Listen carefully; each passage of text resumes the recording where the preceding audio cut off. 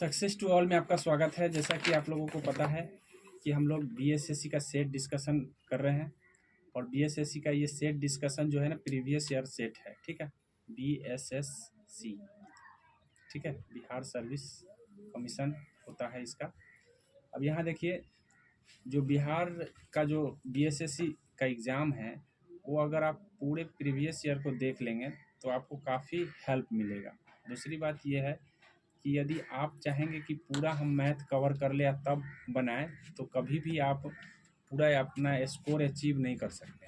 इसीलिए याद रखिए कि जो जो प्रीवियस ईयर में पूछे गए हैं उतना मैथ आपका क्लियर पहले हो जाना चाहिए।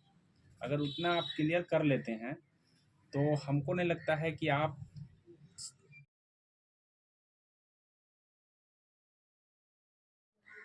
ठीक है। तो यहाँ पे ये जो भी लिखा है, भी का अर्थ क्या होता है ये समझना सबसे पहले ज़रूरी है। तो ये भी का अर्थ अगर आप नहीं समझ पाएंगे तो आप नहीं, तो यहाँ पे डिफरेंट ही दिया है। क्या दिया है? Different versus. ठीक है, और डिफरेंट दिया है तो इसका मतलब क्या है कि 25% यहाँ बोला है कि 25% इक्वल हो गया 360। तो 100% इसका निकाल लीजिए। 100% निकालेगा तो वो क्या आ जाएगा? क्रैमूल आ जाएगा। 100% निकालने का मतलब है कि 100% हम कैसे निकालेंगे। तो 100% निकालने के लिए आपको क्या करना पड़ेगा कि यहाँ पे 25 से भाग और 100 से गुना कर दीजिए, ये 100% निकल करके आ जाएगा। जब 25 से भाग कीजिए तो 25 चौका 6, 36 चौका 144, 1440 रुपये। 1440 रुपया इसका क्रैमूल आ जा रहा है। ठीक है, 1440 रुपया इसका क्रैमूल आ जा रहा है। बंद। तो कहने का अर्थ मेरा ये है कि आपको ये जो दिया है 360 अंतर ही है। ठीक है, अब अंतर है और 25% का लाभ है तो इसका मतलब 25% लाभ तभी बच रहा है जब ये 25% ज़्यादा होगा। तो ज़्यादा जो अंतर होगा वही ना ज़्यादा है, इसीलिए 25% आपको ये इतना निकाल रहे हैं तो आपका कितना 1440 निकल के आ जा रहा है। जब 1440 आ गया तो इसका 25% आप निकाल लीजिए। ठीक है, 25% जब आप निकालेंगे तो ये 360 आ जाएगा। कितना आ जाएगा? 360। तो 360 यहाँ पे हमको क्रैमूल पूछता तो 1440 आंसर सही हो जाता, लेकिन हमसे पूछ दिया क्या है? विक्रैमूल। तो भाई विक्रैमूल तो उतना तो हमको ऐड करना पड़ेगा ना, जितना उसको लाभ हो रहा है उतना तो ऐड करना पड़ेगा। तो ऐड कर दीजिए। और नहीं तो दूसरा तरीका क्या है आप देख लीजिए। ये तो प्रोसेस का तरीका हो गया। दूसरा तरीका है, हमसे बोला है कि भाई क्रैमूल और विक्रैमूल का अंतर। तो बोला है क्रैमूल, तो विक्रैमूल क्या है ये बोला है। तो ये ध्यान कर लीजिए कि हम 1440 किसको घटाएंगे जो 1440, 360 में किसको घटाएंगे जो 1440 मिल जाएगा। तो भाई 360 जब घटाओगे 1800 में तभी है तो वो 340 मिलेगा, अन्यथा कोई दूसरा ऑप्शन नहीं है। तो ऑप्शन से हम 1800 लगा सकते हैं। जब 1440 हमको आ गया है ना, उस परिस्थिति में आपको क्या है 360 घटा के देख लेना है और देखने के बाद जो 1440 मिलेगा वही आपका आंसर हो जाए। ठीक है, चलिए दूसरा प्रश्न की ओर चलते हैं। दूसरा प्रश्न आपसे बोला है कि 1 से लेकर 31 तक विषम संख्याओं का योग क्या होगा। तो याद रखिएगा कि ऐसे प्रश्न के लिए हम आपको बताए हुए हैं कि यदि आपको सम संख्या का योग कहेगा तो आप विषम संख्या का योग कहेगा तो सिर्फ आप n स्क्वायर कर लीजिए। क्या कर लीजिए? n square. लेकिन जैसे ही सम संख्या का योग कहेगा तो आपको क्या करना है? n+1 का स्क्वायर करना है। सम कहेगा तो यहाँ क्या पूछा? विषम। अब सर ये n क्या है ये पहले जानना जरूरी। सर n क्या है? तो 1 से 31 तक कितने विषम संख्या होंगे वही n होगा। आपको पता है कि जब हम 1 से 31 तक लिखेंगे तो उस परिस्थिति में आपको मात्र 16 को ऐसे संख्या मिलेंगे जो जो आपको विषम होगा, वही n है। तो n इक्वल टू कितना आ गया? 16। n इक्वल टू 16 आ गया। अब जब 16 आ गया तो ऐसी परिस्थिति में हम आपको क्या बताएं? विषम संख्याओं का योग n स्क्वायर होता है। 256 आ गया। सिंपल भाषा में बचाना हमको यही चीज़ होता है कि अगर टाइम बचेंगे तभी जा करके आप पॉजिटिव रहेंगे, आप पॉजिटिव रहेंगे तो आप बना पाएंगे। इस बातों को ध्यान में कर लीजिए। अगला प्रश्न, अब यहाँ पे देखिए तीसरा प्रश्न क्या कहा है। तीसरा प्रश्न जो है आपसे बोला है कि एक आदमी ने एक स्त्री से कहा तुम्हारी माँ के पिता। जब भी ऐसे प्रश्न आपके सामने होंगे तो आप क्या सोचेंगे? इसका आंसर बहन होगा। आप आपके सामने सोचेंगे माँ के पिता, तो माँ के पिता क्या होता है? पति। माँ के पति, सॉरी, माँ के पति है तो माँ के पति क्या पिता होंगे? पिता का इकलौता भाई तो चाचा। भाई मेरे चाचा है, अर्थात उसका उसका चाचा और मेरा चाचा एक ही है, तो भाई इसका बहन मतलब है। भाई बहन। इसका मतलब यही ना हुआ, उसका चाचा, स्त्री का चाचा और आदमी का चाचा दोनों को सेम ही मिल रहा है। ऐसी परिस्थिति में आप इसको बहन लगा लें। एक बार फिर से मैं बता देने का प्रयास करूंगा। कहा है तुम्हारी माँ, मतलब आदमी कह रहा है स्त्री से कहा कि तुम्हारी माँ के पति, मतलब तुम्हारे पिता के इकलौते पुत्र, मतलब तुम्हारे चाचा मेरे चाचा हैं। तुम्हारे चाचा मेरे चाचा, इसका मतलब तुम दोनों क्या हो? भाई हो। सिंपल बात।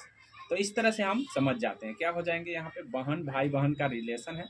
अब यहाँ पे रिलेशन किसका किससे पूछा है ये देखना जरूरी होता है। स्त्री डैश संबंधित है तो स्त्री बहन है, पुरुष आदमी डैश संबंधित है तो भाई है। ऐसे ध्यान रखना जरूरी होता है। ठीक है, आगे बढ़ते हैं अगला प्रश्न की ओर। देखिए अगला प्रश्न आपसे रीजनिंग का है।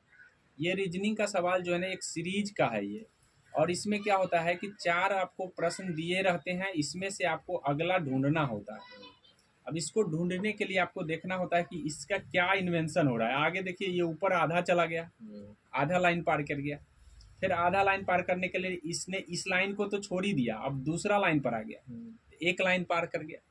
फिर उस तरह से देखा गया कि इस लाइन पर है, लेकिन इस लाइन पर इसने आधा लाइन इधर कवर कर लिया, मतलब एक लाइन आधा लाइन, एक लाइन आधा लाइन ऐसे कर रहा है। तो ऐसी परिस्थिति में आधा लाइन इसका जो है यहाँ पे आधा लाइन क्या है, तो यहाँ पूरा मूव करेगा तो एक लाइन मूव कर जाएगा, एक लाइन मूव कर जाएगा, इसका मतलब यहाँ पे होना चाहिए।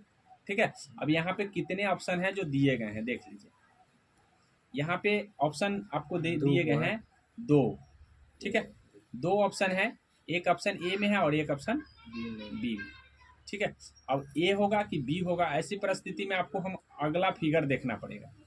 अगला फिगर देखना पड़ेगा। अगला फिगर देखने का मतलब है कि ये बराबर का भी देखना है। अब बराबर क्या है, मूव कर रहा है। बराबर पहले कहाँ से था, तो मैं आपको अभी बता दे रहा हूँ। पहले बराबर यहाँ था, यहाँ से यहाँ आ गया, अब यहाँ से जस्ट नीचे उसका नीचे आएगा, पीछे रहेगा। तो इस तरह से यही होगा। ठीक, क्योंकि और एक चीज बढ़ जा रहे हैं वो है ये वाला। ठीक है, ये बढ़ रहे हैं तो ध्यान रखिएगा, ये इसका आंसर जो है बी होना चाहिए। आगे बढ़ते हैं, फिर से आपके आगे हैं मैथ का सवाल। मैथ के सवाल में देख लीजिए, बोला है कि किसी राशि जो है ना, ब्याज किसी भी राशि का जो ब्याज है वो मूलधन का 1/9 है। जब भी ऐसा प्रश्न आपसे पूछे तो आपसे अगर दर पूछेगा तो आप देख लीजिए, टाइमिंग देख लीजिए। अगर टाइमिंग भी नहीं दिया हुआ है तो आपको दर निकालने को कहेगा या टाइम निकालने को कहेगा, दोनों के लिए आपको डायरेक्टली आंसर क्या हो जाएगा, 100/9। बस इतना ही, चाहे टाइम पूछे तो चाहे दर पूछे। अब इसका आंसर क्या होगा आपको आ गया होगा। सिर्फ ऐसे सवाल आप देख करके, दर पूछे तो और टाइम, अगर टाइम भी नहीं दिया है दर भी नहीं दिया तब इस सिचुएशन में, लेकिन अगर टाइम दे दिया होगा देख लीजिए तो आपसे दर पूछेगा, दर दे दिया होगा तो टाइम पूछेगा, यही ना पूछेगा जी। तो आप देख लीजिए यहाँ पे सोच लीजिए कि जब भी सर टाइम दिया रहेगा तो हम क्या करेंगे, तो 100/9 गुने टाइम ये बन जाता है। ठीक है, दर निकालने का तरीका। लेकिन अगर दर नहीं टाइम पूछ दिया तो उस समय यहाँ पे गुने में दर मतलब रेट वाला को हम करते हैं। तो बस तीनों एक ही चीज़ है, बशर्ते आपको ध्यान रखना है। इतना बात ध्यान रखेंगे तो आप जल्दी हल भी कर पाएंगे और चीज़ों को आप जल्दी बना भी पाएंगे, पॉजिटिव रहेंगे, स्कोर बढ़ेगा, बहुत सारी चीज़ें होती हैं। इसीलिए सॉल्यूशन को देखना ज़रूरी है। अपने से बहुत बच्चे, मतलब बहुत लोग जो है अपने से ही सोचते हैं कि हमारा स्कोर बढ़ जाएगा, तो संभव नहीं है। जब तक आप किसी चीज़ को फॉलो नहीं करेंगे तब तक। आगे बढ़ते हैं अगला प्रश्न की ओर। तो यहाँ पे आंसर हो जाएगा आपका, answer is the accurate answer आपका 10/3। ठीक है, अब यहाँ पे देखिए, ऐसे सवाल जो है ये कोडिंग से होता है। आपको ध्यान रखना है कि इस दोनों का क्या रिलेशन है, ये देखना है। इसमें कोई आपको राय नहीं दे सकता है कि हाँ ऐसे कर लीजिए वैसे कर लीजिए, बशर्ते आपको रिलेशन दोनों को देखना है, खुद अपना दिमाग लगाना है। यहाँ पे दिख रहा है 5 गो अक्षर है, 5 का 25 कर दिया। यहाँ पे 6 अक्षर है, 6 का 36 हो जाएगा। बस सिंपल है, दिमाग अपना यूज करना है, और ये आपको प्रैक्टिस देगा, मैं नहीं दूंगा, कोई टीचर नहीं देगा, ठीक है। ये आपका प्रैक्टिस देता है, इससे इसमें कोई जादू नहीं है, ठीक है। अगले प्रश्न की ओर हम बढ़ जा रहे हैं। अगला प्रश्न बोला है कि समान वायु दाब वाले स्थलों को जोड़ने वाले, तो समदाब रेखा इसको कहते हैं। समान वायु दाब, दाब है तो दाब से समदाब हो जाएगा। समान वर्षा वाले को आइसो हाइट कहते हैं, इसको आइसो बार कहते हैं अंग्रेजी में, ठीक है। आइसो हेलाइन इसको कहते हैं, आइसो थर्म कहते हैं इसको, इसलिए सब याद रखेंगे। समान ताप वाले को समताप, हिंदी में ये पूछ दिया है लेकिन अंग्रेजी में ज़्यादा पूछे जाते हैं। आइसो बार होंगे, आइसो हेलाइन होंगे, ठीक है, आइसो थर्म होगा, आइसो हाइट होगा, इस तरह से आपको ध्यान में रखना है। अगला प्रश्न की ओर हम बढ़ते हैं। अगला प्रश्न क्या कहा है? अगला जो प्रश्न है आपका, यहाँ देखिए अगला प्रश्न बोला है कि दो रेलगाड़ी ए बी से शुरू होती है तथा क्रमशः बी तथा ए की तरफ जा रही है, मतलब एक दूसरे के विपरीत जा रही है, कहने का मतलब ये है। तो उनकी गति, एक का गति दिया है, दूसरे का गति दिया हुआ है। जब दोनों मिलती है तो क्या यह पाया जाता है कि एक जो है, ध्यान रखेंगे, यहाँ पे बोला है एक रेलगाड़ी दूसरी रेलगाड़ी से 165 किलोमीटर ज़्यादा दूर तय की है, तो ए बी के बीच की दूरी ज्ञात करें। तो आपको ध्यान रखना है कि आपसे पूछा क्या है, ए और बी की बीच की दूरी, ठीक है। और दोनों में हमको दिया क्या है, तो दोनों का स्पीड दिया हुआ है। स्पीड देने का मतलब ये है कि इसका 80 किलोमीटर प्रति घंटा है, और ये एक इधर से जा रहा है, एक इधर से जा रहा है। और ऐसी परिस्थिति में एक का स्पीड ये है, दूसरे का स्पीड ये है, और दोनों जो है ना जब मिल रही है, बोल रहा है कि एक रेलगाड़ी दूसरी रेलगाड़ी 165 किलोमीटर ज़्यादा दूरी तय करता है, अर्थात दोनों जब मिलता है तो एक स्वाभाविक है, एगो का स्पीड ज़्यादा है, एगो का स्पीड कम है, एगो का स्पीड ज़्यादा है, एगो का स्पीड कम है। तो इस तरह से ध्यान रखेंगे कि हमको बीच की दूरी दोनों का क्या है। तो बीच की दूरी निकालने का मतलब है कि दोनों का दूरी का डिस्टेंस कितने हैं, 165। ऐसी परिस्थिति में हम टाइमिंग निकाल सकते हैं, मतलब मान लो कि टी घंटा इहो चला, टी घंटा इहो चला, तो टी घंटा चला तो ये कितना 80 टी किलोमीटर चल गया, ये 90 टी किलोमीटर चल गया, 95 टी किलोमीटर। तो दोनों का डिफरेंस निकालेंगे तो कितने आ जाएंगे सर, 15 टी आ जाएंगे। कितने आ जाएंगे, 15 टी इक्वल टू 165 हो जाएगा। कितना हो जाएगा, 165। जब हम टी का हमको समय मालूम चल जाएगा, 15 से भाग देंगे तो आप 11 मरतबा इसको काट देंगे, मतलब 11 मिनट दोनों ही चले हैं। कितने मिनट चले हैं, तो 11 मिनट में तय की गई दूरी हमसे पूछ रहा है कि 11 मिनट में दोनों का तय किया गया जो दूरी होगा वही जो है ये दोनों का अंतर होगा, बस सॉरी वो डिस्टेंस होगा, ए और बी की डिस्टेंस हो जाएंगे। तो अब 11 मिनट में तय की गई दूरी, तो 11 मिनट में दोनों को मिला के चले तो 1 घंटा में दोनों जोड़ के जितना आएगा उतना ही ना दूरी तय करेगा जी। 1 घंटा में मतलब 1 घंटा इहो चला, 1 घंटा इहो चला, तो दोनों को जोड़ दीजिए तो कितना, 175 आ जाएगा, 175 आएगा। अब यहाँ देखिए 175 अर्थात कहने का मतलब है 175 1 घंटा में चल रहा है, 11 घंटा में कितना चलेगा वही पूछा है हमसे, ठीक है। अब इस तरह से निकाल दीजिए, 11 पचे 55, 77 आ 5 82, 11 और 8 11 8 19 25 बस 19-25 देख लीजिए, ऑप्शन में है ना सर, 19-25 हो जाएगा। मतलब सिंपल भाषा में हम सोच करके ऐसे डायरेक्टली हम लोग बना लेंगे, ठीक है। अगला हम अगले प्रश्न की ओर बढ़ते हैं। अगला प्रश्न बोला है कि उस मॉडल का नाम बताएं जिस पर भारत की दूसरी पंचवर्षीय योजना आधारित है। तो मैं पंचवर्षीय योजना से बता दूं कि अब पंचवर्षीय योजना खत्म हो चुके हैं 2014 से, उसके जगह नीति आयोग आ गया है। पंचवर्षीय योजना 5 वर्षों की योजना थी। प्रथम पंचवर्षीय योजना हेराल्ड डोमर मॉडल पर आधारित था, और दूसरा जो है ना महाल नोबिस मॉडल पर आधारित था। तीसरा चक्रवर्ती मॉडल पर है, चौथा गॉडगिल मॉडल पर है। इस तरह से सभी के मॉडल बनाए गए हैं। 2 मॉडल ज़्यादातर एग्जाम में पूछे जाते हैं। दूसरा पूछेगा तो महाल नोबिस दूसरा, और तीसरा है हेराल्ड डोमर, ठीक है, डोमर याद रखेंगे। अब इसमें हो जाता है कभी कभी कन्फ्यूजन कि कौन पहले था और कौन बाद में था। तो याद रखेंगे, यहाँ पे आ रहा है डोमर दो, तो दो नहीं होगा, डोमर दो, यानी दो आ रहे हैं तो दो नहीं होंगे, एक होंगे। याद रखेंगे, ऐसे याद रखने का अपना तरीका है, जैसे मर्जी वैसे आप याद कर सकते हैं, ठीक है। लेकिन हमने आपको बता दिया कि दो आ रहा है, इसका मतलब दो नहीं होगा, क्या समझ में। आगे है, स्तनधारियों में लिंग क्रोमोटीन बार बॉडी होती है, इसका उदाहरण कौन है।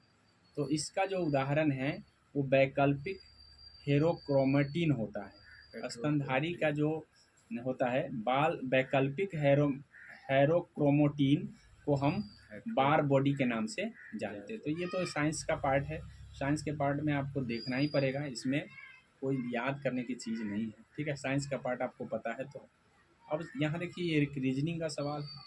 सीरीज में आपको प्रैक्टिस ही करना पड़ेगा, तभी जाके आप सीरीज हल कर पाएंगे। अर्थात यहाँ पे देखिए, यहाँ 0 आ गया, यहाँ 3 आ गया, यहाँ 8 हो गए, यहाँ 15 हो गए, यहाँ 24। तो स्क्वायर से सभी एक एक कम रहे हैं, स्क्वायर से सभी एक एक कम रहे हैं। इसका मतलब आगे एक का स्क्वायर, 2 का स्क्वायर, 3 का स्क्वायर, 4 का स्क्वायर, 5 का स्क्वायर, तो आप कितना होगा 6 का स्क्वायर। 6 के स्क्वायर में से एक घटा दीजिए 35, तो इतना आंसर आ जाएगा। मतलब आप देखने के बाद डेटा जब आप प्रैक्टिस किए हुए रहते हैं ना, तो ये डेटा आपको पता चल जाता है कि हाँ ये डेटा कहाँ तक है, हाँ डेटा क्या है। डेटा देखने से आप पता चल जाता है, आप बना लेते हो। तो इसलिए इसमें हम कुछ नहीं बता पाएंगे, बशर्ते आपकी प्रैक्टिस ही कुछ कर पाएगा। इसलिए मोर देन ऐसे प्रश्नों का आप प्रैक्टिस करें, ताकि आप एग्ज़ाम में सफल हो पाएंगे। नहीं तो एग्ज़ाम में सफल होने के लिए आपको मेहनत करना ही पड़ता है, ये पता होना चाहिए आपको। अगला है, अगला प्रश्न जो है आपका 12 में बोला है कि कोरियोलिस बल तथा दाब प्रवणता बलों में संतुलन से उत्पन्न समदाब रेखाओं के समांतर पवने। तो कोरियोलिस बल हम आपको बताए थे, ठीक है। कोरियोलिस बल के कारण जो है विभिन्न प्रकार के जो है पवनें चलती हैं। तो स्थानीय पवन तो आपको पता है स्थान के आधार पर चलता है, मानसूनी पवन मानसून के आधार पर चलता है। तो यहाँ पे बोला है कोरियोलिस बल के प्रवणता के कारण कौन संतुलन उत्पन्न करते हैं, संतुलन उत्पन्न दाब रेखाओं के समांतर चलने लगते हैं, तो वो भू विक्षेपी हो जाएगा। भू विक्षेपी जो है ऐसा होता है, इस बात को ध्यान में ये होगा। अब इसका अगला प्रश्न है कि बंगाल में पागलपंथी स्लो हो गया, क्या स्लो हो गया, अब चलो। देखिए, बंगाल में पागलपंथी आंदोलन का संस्थापक नेता कौन था। तो मैं आपको बता दूं कि पागलपंथी जो आंदोलन चले थे, वो धर्म के लेकर के चले थे, वो करमशाह के नेतृत्व में चला था। तो करमशाह याद रखिए, आगे चल करके राजनीतिक रूप ले लिया, फिर आगे चल करके जो अंग्रेज थे इसको दबा दिए। तो ये बंगाल में करमशाह के नेतृत्व में पागलपंथी, इसका साथ हुआ। अगला प्रश्न है आपका, अगला प्रश्न है कि भारत की अंतर्राष्ट्रीय स्थलीय सीमा को कितने देश स्पर्श कर रहे हैं। अब यहाँ पे बोला है कि अंतर्राष्ट्रीय जो है कितने देश स्पर्श कर रहे हैं। तो हम आपको बता दें कि इसमें जो है 7 देश हैं जो स्पर्श करते हैं। एक है आपका शुरू में बांग्लादेश हो गया, बांग्लादेश के बाद इधर चाहिए म्यांमार हो गया, म्यांमार के बाद आपका आ जाता है भूटान हो जाता है, चीन हो जाता है, चीन भूटान हो गया, भूटान के बाद नेपाल हो गया, नेपाल के बाद अफगानिस्तान हो गया, अफगानिस्तान के बाद पाकिस्तान हो गया। कितने हो गए, 1 2 3 4 5 6 7 है जो स्पर्श करते हैं। सीरीज बाई याद रखेंगे, बांग्लादेश के बाद आपको हो गया म्यांमार के बाद चीन हो गया, चीन के बाद आपका भूटान हो गया, भूटान के बाद नेपाल हो गया, नेपाल के बाद अफगानिस्तान हो गया, अफगानिस्तान के बाद आपको पाकिस्तान हो गया। इस तरह से आप भी सोच के रखेंगे तो आप कभी कंफ्यूज नहीं करेंगे। जिसमें सबसे ज़्यादा अगर सीमा पूछेगा तो बांग्लादेश का है, सबसे कम पूछेगा तो अफगानिस्तान का है। इस बातों को भी आप ध्यान रखेंगे।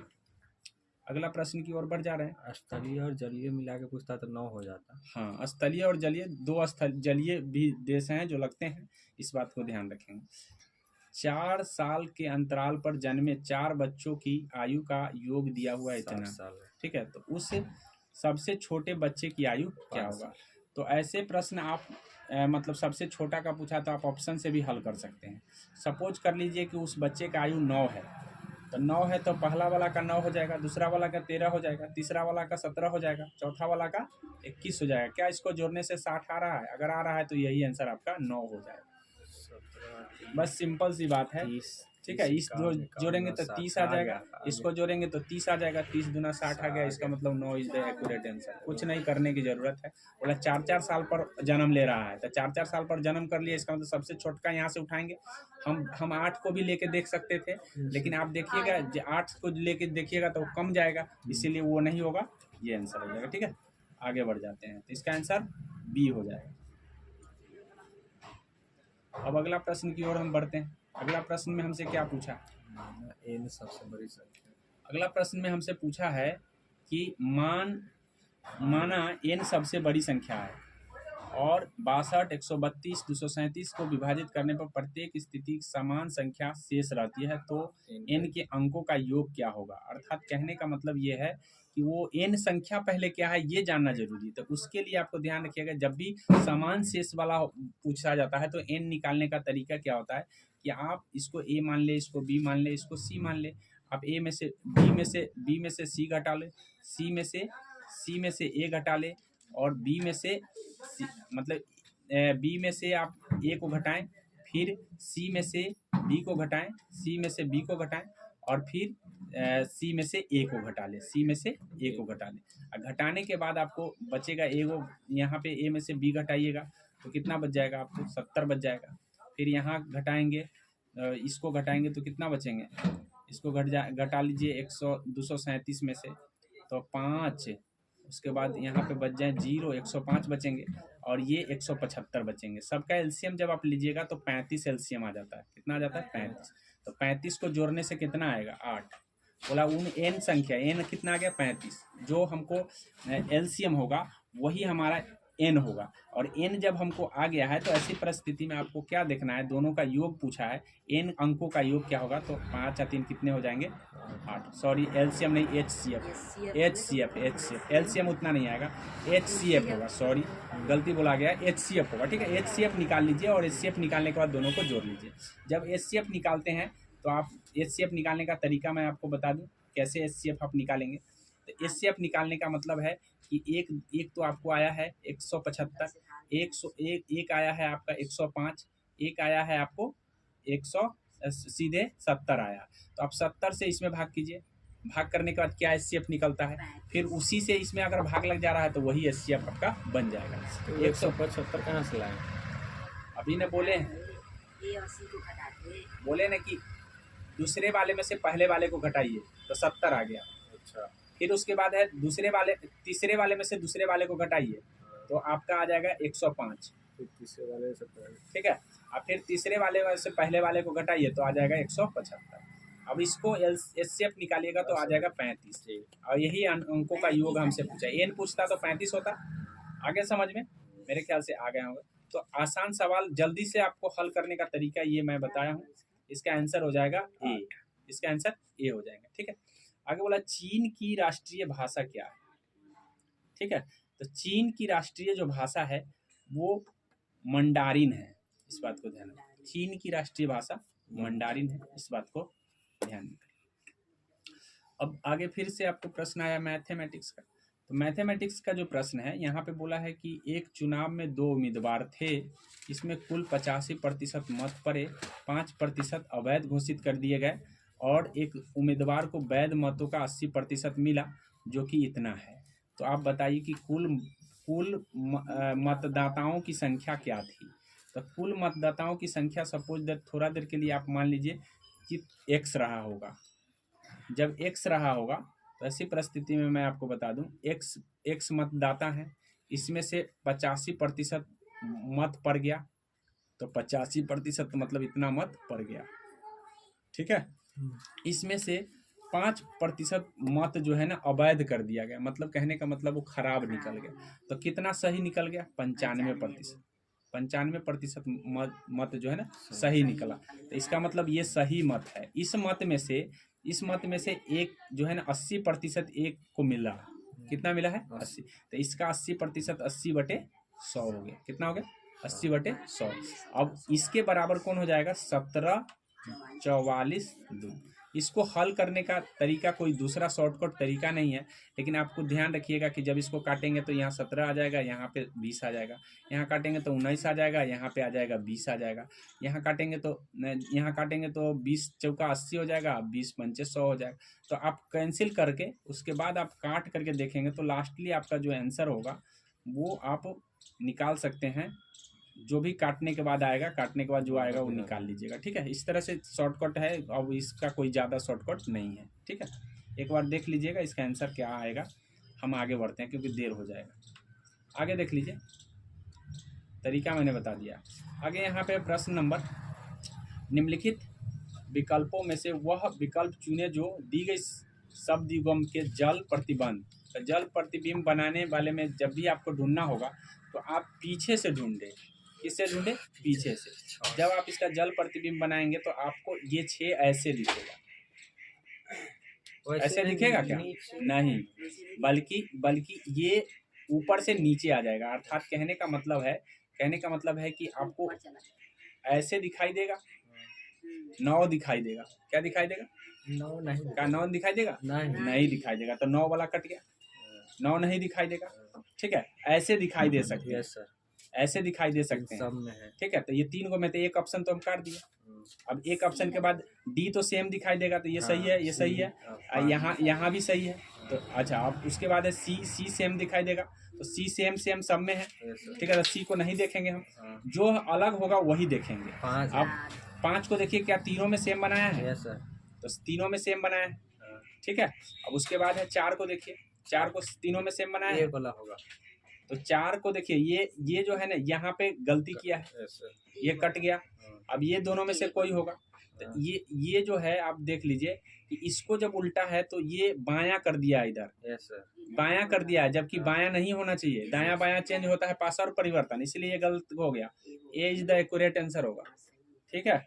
मतलब इस तरह से हम मिलाते हैं तभी जाके सही होगा, नहीं तो डायरेक्ट मारिएगा तो गलती होने की, इजी प्रश्न गलती होने की संभावना हो जाती है, ठीक है। आगे प्रश्न की ओर बढ़ जाते हैं। अगला प्रश्न देख लीजिए। देखिए आगे प्रश्न क्या है।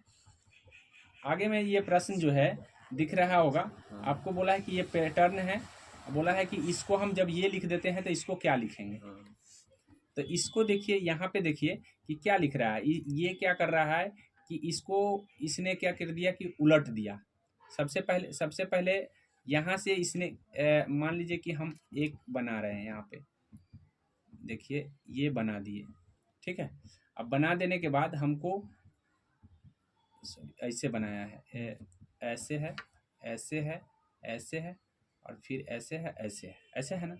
अब ऐसे इसको देख लीजिए कि इसने क्या किया है कि यहाँ पे देखिए, यहाँ क्या किया है कि इसने उलट दिया इसको पहले, ठीक है। इसने इसको उल्टा लिख दिया है, और उल्टा लिखने के बाद एक तरफ से इसने इसको हटा दिया है। अर्थात कहने का मतलब है कि ये ऐसे कर दिया है, ऐसे करके इसने यहाँ से हटा दिया है। यहाँ पे तो हटा दिया, तो उलट के हम हटाएंगे, इसमें हटाएंगे या किसी भी तरीके से उल्टा करेंगे तो दोनों सेम ही होगा। इसका मतलब हटाने का तरीका, हटाएंगे किधर से? इधर से हटाना है। किधर से? इस साइड से। तो इस साइड से जब ये हट जाएगा तो क्या दिखेगा हमको? सिर्फ ऐसा ही नहीं दिखेगा, ऐसे दिखेगा, ऐसे दिखेगा। तो ये ई वाला जो है आपका आ रहा है, और ई वाला यहाँ भी है, यहाँ भी है, ये तो गलत हो गया, ठीक है।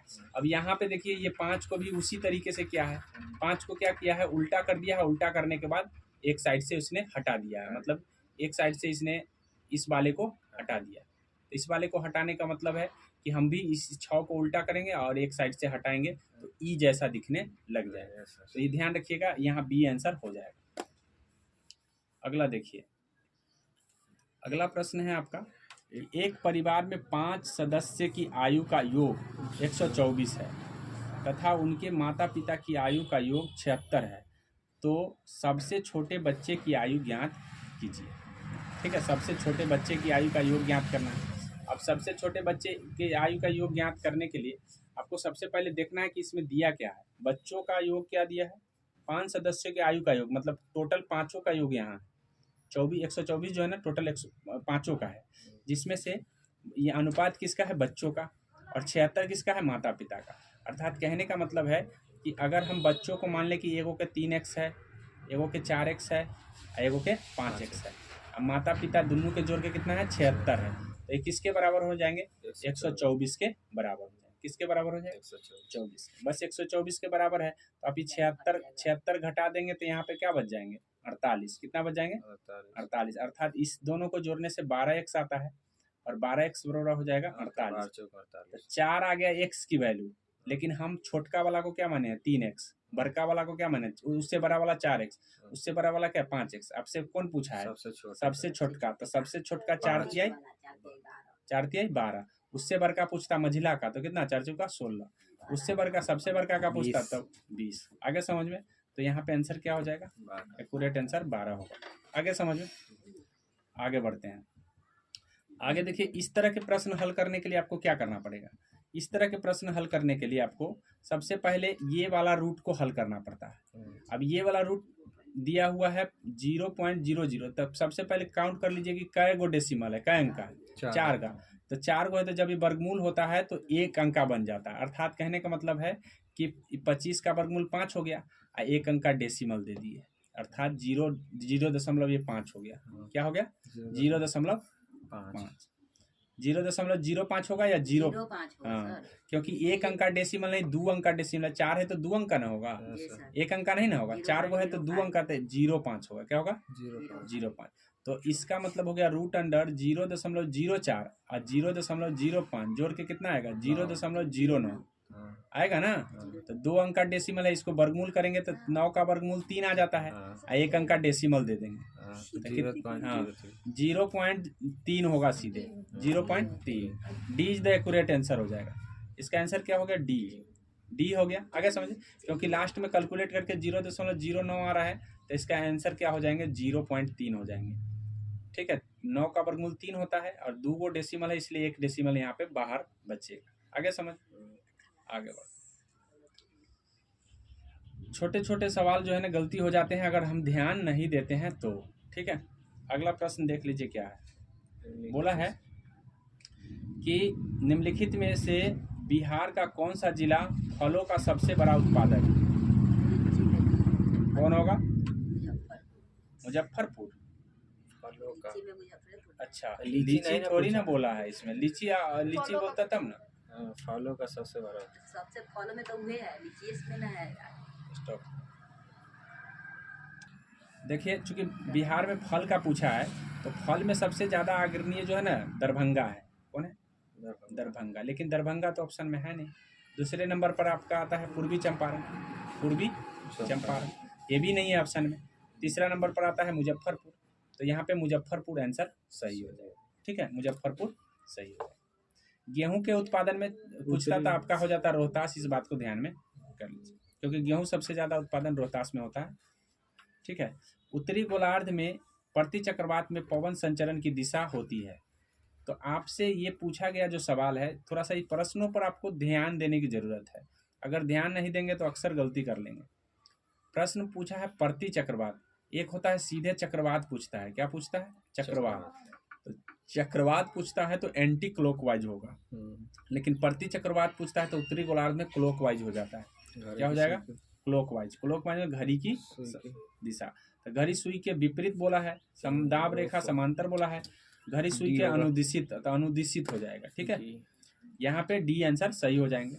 लेकिन याद रखिएगा कि प्रति चक्रवात का जो दाब होता है वो केंद्र में होता है, प्रेशर जो होता है ना केंद्र में होता है। किसमें होता है केंद्र में। ये भी पूछा जाता है कि प्रति चक्रवात में जो प्रेशर कहाँ होते हैं केंद्र में, लेकिन चक्रवात में प्रेशर केंद्र में नहीं होते, चारों तरफ से प्रेशर होता है और लो प्रेशर होता है केंद्र में।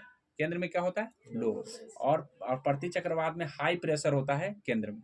इस बात को ध्यान में कर लीजिए, क्योंकि ये दोनों बात आप नहीं याद रखेंगे तो चक्रवात से गलती प्रश्न होने की संभावना रहेगा। बोला है कि इंटरनेशनल बुकर प्राइज 2022 किसके द्वारा जीता गया है। तो बुकर प्राइज जो है ना 2022 में गीतांजलि श्री को मिला है टॉम ऑफ सेंड के लिए। टॉम ऑफ सेंड के लिए 2022 में चर्चित रही है गीतांजलि श्री, इस बात को ध्यान में रख लेंगे। प्राइज से हम आपको करेंट कराएंगे, टेंशन लेने की जरूरत नहीं है। ठीक है। पी के किस मान पी के किस मान के लिए संख्या इतना जो है ना 8 से 7 रखेंगे तो विभाज्य विभाज्य हो जाएगा।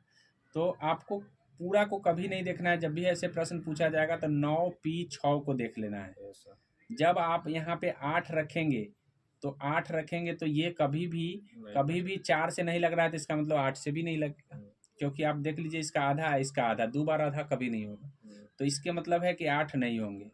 फिर आप उसके बाद 6 रख दीजिए, 66 हो गया, फिर भी ये 4 से नहीं कटेगा, तो इसका मतलब 4 से नहीं कट रहा है, इसका मतलब 8 से भी ये नहीं कटेगा। ठीक है, तो ये बी भी गलत हो गया। 5 रखेंगे अगर यहाँ पे तो 56, ये 4 से कट रहा है, तो आप टोटल को काट के देखिए, 8 से नहीं कटेगा, 8 से नहीं कटेगा तो इसका आंसर हो जाएगा डी। बस इसको काट के देखिए, नहीं कटेगा तो ये वाला आंसर तो हो ही जाएगा। इस तरह से हम हल करते हैं, याद रखें। दी गई श्रृंखलाओं में अगली संख्या कौन सी अब आनी चाहिए, तो हम अभी बताएं कि श्रृंखला में कोई आपको बुद्धि नहीं दे सकता है, आपको प्रैक्टिस चाहिए।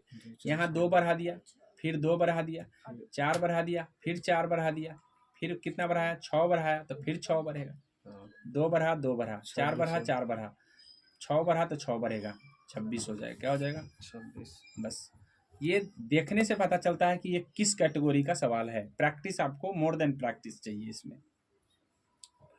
आगे देखिए, रीजनिंग का सवाल है। रीजनिंग के सवाल में देखिए यहाँ पे बोला है क्या है कि आपको एक फिगर देखना है सीरीज वाला, और आगे का फिगर कौन सा आएगा। तो यहाँ देखिए कि यहाँ पे पी डबल था, ट्रिपल था, 3 गो में से 2 गो बच गया, फिर 2 गो में से 1 गो बच गया, तो इसका मतलब पी वाला तो होगा नहीं, कट गया। ठीक है, अब नहीं बचना चाहिए क्योंकि एक ही बचा है तो खत्म हो जाएगा, अब पी वाला नहीं होगा। दूसरी बात, यहाँ देखिए कि एक ब्लैक वाला जो है ना यहाँ पे था, 1 मिनट मैं आपको बता दूं कि ब्लैक, ये जो ब्लैक दिख रहा है आपको, ब्लैक वाला एक छोड़ करके पार कर रहा है, एक छोड़ करके पार किया, फिर एक छोड़ के यहाँ आ गया, एक छोड़ के यहाँ आ जाएगा। तो यहाँ कितने ब्लैक है? ये वाला सी वाला में नहीं है, गलत हो गया। अब आपके पास बी और ए बचा हुआ है, तो आप देख लीजिए कि यहाँ पे जो है कटान बिंदु से पता चल रहा है, ज़्यादा कटान बिंदु है, इसलिए यहाँ पे बी आंसर सही हो जाएगा। ठीक है, बोला है कि वुड डिस्पैच किससे संबंधित है, तो मैं आपको बता दूं कि 1854 में लॉर्ड डलहौजी का शासनकाल चल रहा है। जैसा कि पता है कि 1853 में इसने रेल का शुरुआत करा था, तो 1854 में इसी के शासनकाल में, डलहौजी के शासनकाल में ही आया था आपका क्या कहते हैं वुड डिस्पैच, जो शिक्षा के लिए आया था, और शिक्षा का मैग्ना कार्टा के रूप में इसे जाना जाता है। शिक्षा का मैग्ना कार्टा इसलिए जाना जाता है क्योंकि यहाँ पे जन समूह की शिक्षा की बात की गई थी और महिलाओं की शिक्षा की बात की गई थी। मज़ेदार बात तो यह है कि महिलाओं की शिक्षा के लिए भी बात कहा गया था।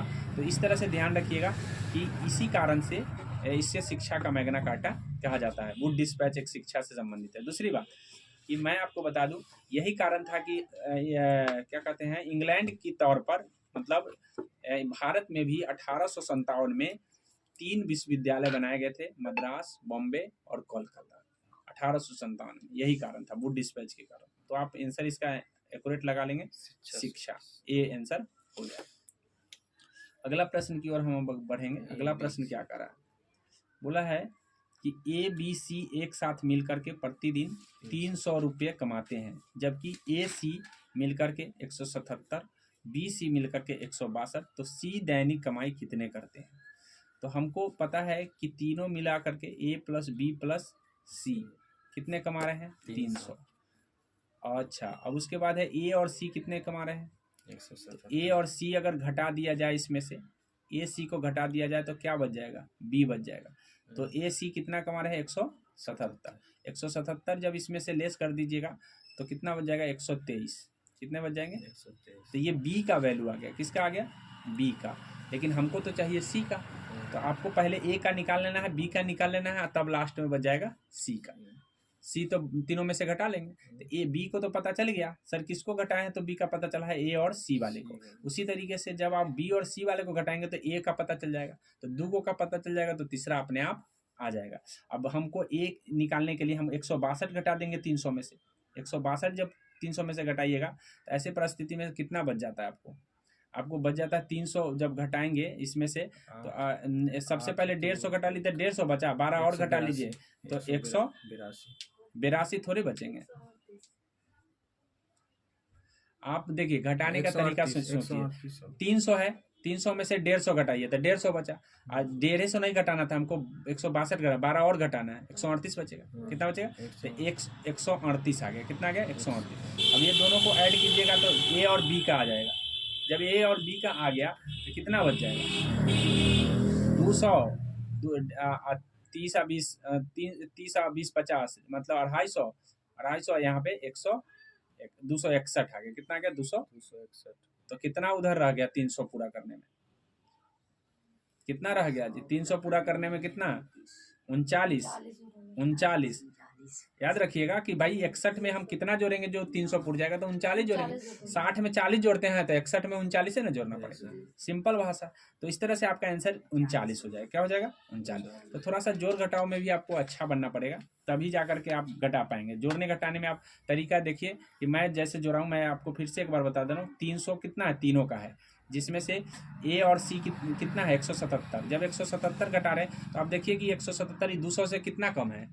कितना कम है? ये 23 कम है। 23 कम है ना? तो 23 कम है तो 23 मतलब जोड़ देंगे 100 में, क्योंकि 200 घटाएंगे तो 21 ना यहाँ बचेगा, तो 123 बच गया। तो ये किसका आ गया? बी का आ गया। उसी तरीके से और बी और सी का दिया हुआ है यहाँ पे, तो ए का निकालना है तो अगर 162 घटाते हैं तो कितना आ जा रहा है? 162 घटाते 138 आ जा रहा है। कितना बच रहा है? 138। अब 138 और इसको जोड़ देंगे तो कितना? 261 आ जा रहा है। कितना आ रहा है? 261। 261 300 में से घटा लेंगे तो किसका बच जाएगा हमको? सी का। कितना किसका बच जाएगा? सी का। अब इस प्रश्न को हल करने के लिए एक तरीका और है।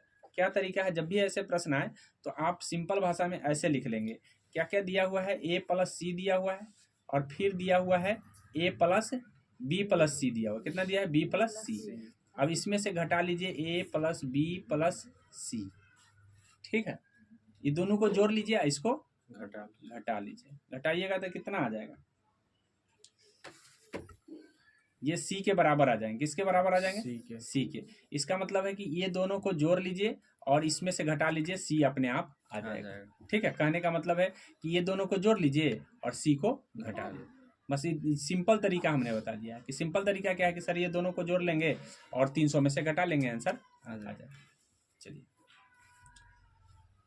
आगे देखिए, अगला बोला है ए बी से भारी है। ए बी से भारी है, तो ये थोड़ा देखना। ए बी से भारी है तो बोला है ए बी से भारी है। ठीक है, भारी कर दिया हमने। और सी डी से हल्का है। सी क्या है? डी से हल्का है। इसका मतलब है कि डी भारी है सी से, यही ना होगा। अब बोला है ई डी से भारी है। ई जो है ना डी से भारी है, तो इससे भारी ई हो गया। ठीक है, लेकिन बी से हल्का है। लेकिन किससे हल्का है? ई बी से हल्का है।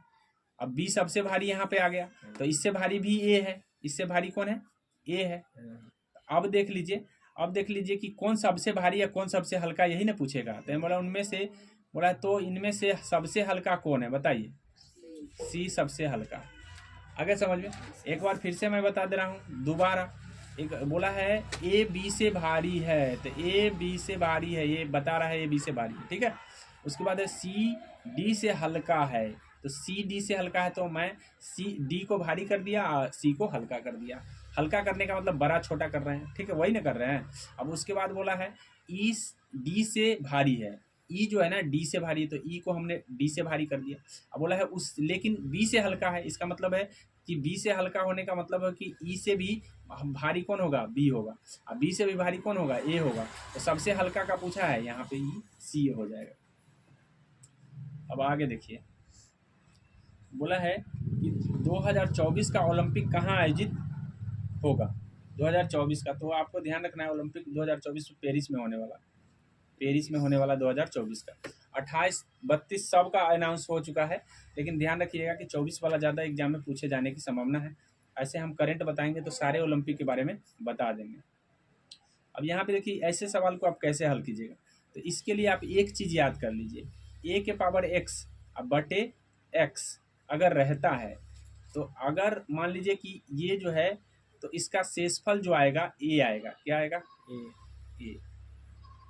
सुन लीजिए, ए के पावर एक्स अब बटे में एक्स, मतलब भाग कर रहे हैं एक्से से, तो इसका मतलब शेषफल क्या आएगा? ए आएगा।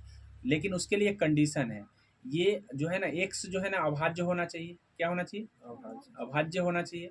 और ए x जो है ना अभाज्य होना चाहिए और ये भी अभाज्य होना चाहिए, चाहे प्राकृतिक संख्या होना चाहिए। ये जो है ना प्राकृतिक संख्या कोई भी हो, ये प्राकृतिक संख्या, x अभाज्य संख्या, ऐसी परिस्थिति में आपको शेषफल a होगा। तो इसका मतलब क्या है कि यहाँ पे हम आपको अब ये बता दे रहे हैं कि यहाँ पे दिया है 2 के पावर 89, अब बटे 89 से भाग करना है, भाग करना है। तो ये x हो गया, ये x हो गया, ये a हो गया, तो शेष क्या बचना चाहिए? 2 बचना चाहिए। क्या बचना चाहिए? 2। खाली इस फार्मूला को आपको ध्यान रखना है, फार्मूला ध्यान रहेगा, आप डायरेक्ट लगा लीजिए 2, बस इतना ध्यान रखना। आगे देखिए, आगे बोला है कि रेल का इतना लिखा जा रहा है, ट्रैप का इतना लिखा जा रहा है, टैप का इतना लिखा जा रहा है, तो पेयर का कितना लिखा जाएगा? तो सिंपल है, कोडिंग डिकोडिंग आप पढ़े हैं। पी के मतलब क्या है? तो पी के मतलब 4 है, इससे पता चल रहा है। अच्छा, तो 4 कहाँ से शुरू हो रहा है? 4 एगो यहाँ है, एगो यहाँ है, ये कट गया, ये कट गया। अब उसके बाद बोला है ए का मतलब क्या है? ए का मतलब क्या है? 7 है, तो 7 है, तो 7 किस में है? ए का मतलब 7 दोनों में है, दोनों में है। तो उसके बाद आगे देख लेंगे, हाँ उसके आगे आई का मतलब क्या है? तो आई का मतलब क्या है? 9, तो 9 वाला किस में है? डी आंसर हो गया। बस ये देख लेना है कि किसका क्या मतलब लिखा है। अब यहाँ पे हम एक बार फिर से बता दे रहे हैं, यहाँ रेल लिखा हुआ RAIL लिखा हुआ है, तो इसका मतलब क्या है? 5 लिखा है आर का, 7 लिखा है 9 का, 7 लिखा है ए का, उसके बाद 9 का लिखा हुआ है आई, और 6 लिखा हुआ है एल का। तो इसी तरीके से आपको बोलना है कि भाई इसका मतलब क्या हो जाएगा। तो दोनों तरीके से हमको बता दिया हुआ है, इस तरह से आप देख लेंगे कि किसका क्या मतलब है और ढूंढ लेंगे। इसका आंसर हमने बता दिया। किस तत्व का तक, बोला है किस तत्व तक अष्टक का नियम लागू पाया गया? तो अष्टक, न्यूलैंड ने अष्टक नियम दिए थे और उसने कैल्शियम तत्व तक जो है ना अपना नियम को लागू रखा। कैल्शियम तक, कहाँ तक? कैल्शियम के बाद उसका नियम फेल हो गया। ठीक है, ध्यान रखेंगे, कैल्शियम का परमाणु संख्या 20 है, जब तक 20 तत्व खोजे गए थे तब तक तो उसका नियम लागू हुआ, उसके आगे जब तत्व खोजे गए तो उसका नियम फेल हो गया। अष्टक का, न्यूलैंड का अष्टक नियम, ध्यान रखें। आंसर क्या हो जाएगा? कैल्शियम। तो आवर्त सारणी से पूछे जाते हैं सवाल, आवर्त सारणी आपको क्लियर करना चाहिए। यहाँ देखिए, बोला है उस आकृति को ढूंढिए जो भिन्न है। तो हमको दिख रहा है यहाँ 90 डिग्री दिख रहा है, यहाँ भी 90 डिग्री दिख रहा है, और यहाँ पे 90 डिग्री से कम दिख रहा है। मतलब कहने का मतलब है कि ये भी 90 डिग्री ही होता है जब ऐसे कोई खड़ा हो तो। ठीक है, या हम कहिए न्यून कोण है, न्यून कोण है, न्यून कोण है, और ये क्या है? अधिक कोण है। ये कोण 90 डिग्री से बड़ा दिख रहा है, इसीलिए यहाँ ध्यान रख कर लीजिए, ये सी हो जाएगा। इसका क्या हो जाएगा? सी। यहाँ देखिए, हमने आपको बताया दर्पण का घड़ी का कैसे बताना, 11:60 में से घटा लेना। क्या करना है? 11:60 में से, बस 11:60 में से जब घटाएंगे तो कितना हो जाएगा? 9:15 आ जाएगा, 9:15 पूरे टेंसर हो जाएगा। प्रथम संशोधन अधिनियम 1951 में, बोला है 51 में क्या हुआ था, तो हम आपको बता देते हैं संशोधन का। जो संशोधन हुआ है, सारा संशोधन मैं बता दूं। मूल संविधान में 8 ही अनुसूची, मतलब 8 ही अनुसूची थी। आगे आया है पहला संशोधन, फिर 10वां संशोधन, 52वां संशोधन, फिर 73वां संशोधन, फिर 74वां संशोधन। इतना संशोधन अनुसूची के लिए किए गए हैं। अब अनुसूची जब भी आएगा संशोधन, 1 याद कर लीजिए, 52 याद कर लीजिए, 73 याद कर लीजिए, 74 याद कर लीजिए। सर इसके जरिए आया है 11, सॉरी इसके जरिए आया है 9, इसके जरिए आया है 10, इसके जरिए आया है 11, इसके जरिए आया है 12। बस अनुसूची नंबर 9, अनुसूची नंबर 10, अनुसूची नंबर 11, अनुसूची नंबर 12। ठीक है, तो यहाँ बोला है कि प्रथम अधिनियम जो है संशोधन किसके लिए? 9वां के लिए हुआ है। बता दिए ना, पहला संशोधन, 52वां संशोधन, 73वां संशोधन, 74वां संशोधन, ये सारा अनुसूची के लिए है, ध्यान रखेंगे। ठीक है, अगर एक जगह इकट्ठा करके रखते हैं ना तो याद ज़्यादा रहता है और हम कंफ्यूज भी नहीं करते। आगे देख लीजिए, बोला है जल पोषक समृद्धि द्वारा झील का प्राकृतिक काल प्रभावन दर्शाने की क्रिया को क्या कहते हैं? तो हम इसको यूट्रिफिकेशन कहते हैं, इसी को अंग्रेजी हिंदी में सुपोषण कहते हैं। यूट्रिफिकेशन को हम क्या कहते हैं? सुपोषण। इससे क्या होता है कि शैवाल में वृद्धि हो जाता है। क्या हो जाता है? शैवाल में, मतलब शैवाल को बढ़ने का मौका मिल जाता है, तो सुपोषण इसी को कहते हैं। ठीक है, झील के प्राकृतिक काल प्रभावन, एजिंग दर्शाने के लिए हम सुपोषण का यूज करते हैं। बोला है कि कौन सी टीम सबसे ज़्यादा आईपीएल टाइटल जीती है। तो आप सभी को पता है जो मैच देखते हैं, मुंबई का टीम अभी तक जो है जीत चुकी है सबसे अधिक बार।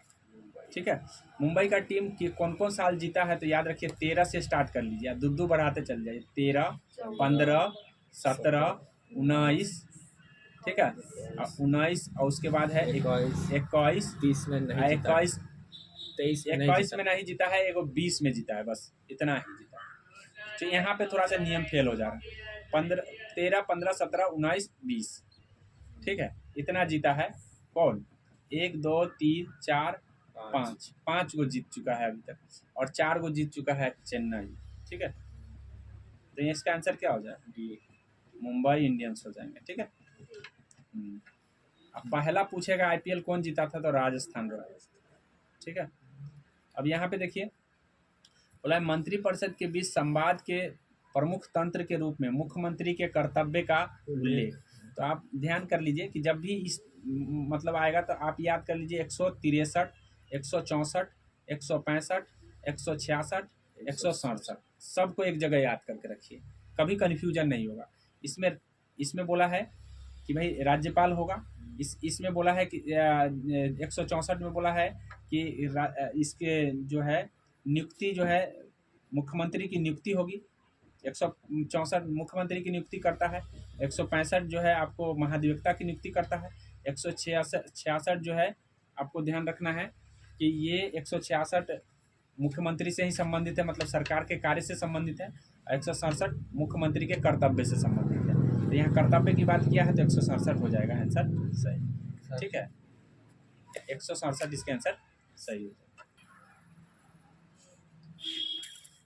42 मैथ है तो बताने में समय लगेगा। चलिए देख लीजिए, यहाँ बोला है भारत के संविधान में 10वीं अनुसूची, तो अभी बता दिए हैं कि 10वीं अनुसूची का है, कब 52वां संशोधन बताए हैं, 85 में आया, अभी बोले हैं, तो ये तो समझ में आ गया होगा आपको। बोला है रोग सलीपद, जिसको हम एलिफेंटिएसिस कहते हैं, तो यहाँ पे एलिफेंटिएसिस रहेगा तो आप कुचेरिया समझिए, कुचेरिया एलिफेंटिएसिस दोनों एक साथ होता है। ठीक है, कारक जो है उसका कुचेरिया, एलिफेंटिएसिस कुचेरिया के कारण होता है। बांग्लादेश सरकार को मान्यता देने वाला भारत है, याद रखिए, 1971 में मान्यता दे दिया था भारत, तभी जाकर के बांग्लादेश बना था, अन्यथा भारत अगर मान्यता नहीं देता तो कभी बांग्लादेश नहीं होता। इसीलिए भारत का देन है कि बांग्लादेश बनाया था। ठीक है, उसके बाद बोला है कि 52 विद्यार्थियों की कक्षा में अनिल शीर्ष से 16वां है, शीर्ष से 16वां है, तो नीचे से क्या है, तो हम आपको जब रैंकिंग पढ़ा रहे थे तो बोले थे कि 52 में से 16 घटा लीजिए, 1 जोड़ लीजिए, तो 36 + 1 हो जाएगा, कितना हो जाएगा? 37। हम ऐसा बोले थे कि नीचे का अगर निकालना हो तो चाहे ऊपर का निकालना हो तो ऐसे निकालना, एकदम आसान सवाल था, 37 आप बना सकते थे। ठीक है, अगला प्रश्न क्या है? अगला बोला है कि हमारे शरीर की दैनिक लय के नियम का एक महत्वपूर्ण कार्य कौन सा हार्मोन करता है, और श्रावण किस ग्रंथि से होती है?